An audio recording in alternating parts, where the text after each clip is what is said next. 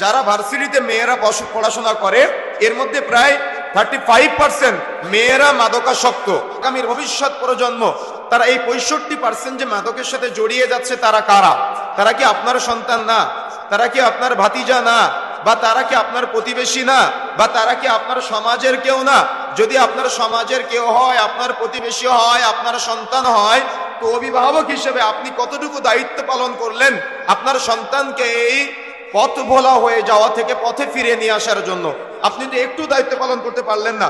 বর্তমান মাদকাসক্তের গড় বয়স কমতে কমতে 13 বছরে নেমে এসেছে, যেটা 2018 সালের গবেষণায়।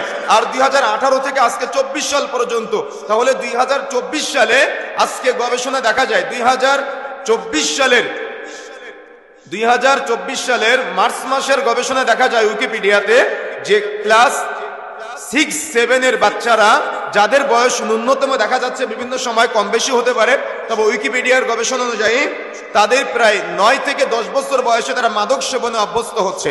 তবে এর মধ্যে উইকিপিডিয়ার গবেষণা অনুযায়ী 7 বছর বয়সেও প্রায় 30% বাচ্চা যারা মাদকের সাথে জড়িত, এবং এর মধ্যে যারা কলেজ, ইউনিভার্সিটি বা দেখা যাচ্ছে নামি দামি ভার্সিটিগুলোর সাথে জড়িত, এর মধ্যে ছেলেদের পাশাপাশি যারা ভার্সিটিতে মেয়েরা পড়াশোনা করে এর মধ্যে প্রায় 35% মেয়েরা মাদকাসক্ত।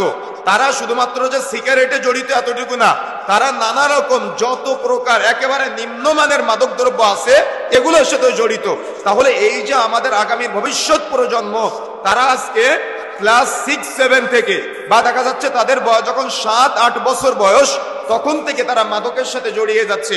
বা এই যে মাদকের করাল গ্রাসে যুব সমাজ আজ ধ্বংসের অতল গহ্বরে নিমজ্জিত হচ্ছে, এ সমাজ থেকে তাদেরকে আমরা কতটুকু মেসেজ দিতে পেরেছি, সেটা ইসলামের হতে পারে বা সেটা সামাজিক হতে পারে। আমরা তো ইসলামের কথাগুলো বললে আপনারা সামাজিকতার দোহাই দিয়ে সেগুলো বাদ দিয়ে বলে দেন যে একদিন পাপ করলে কি হয় বা একদিন ভুল করলে কি হয়।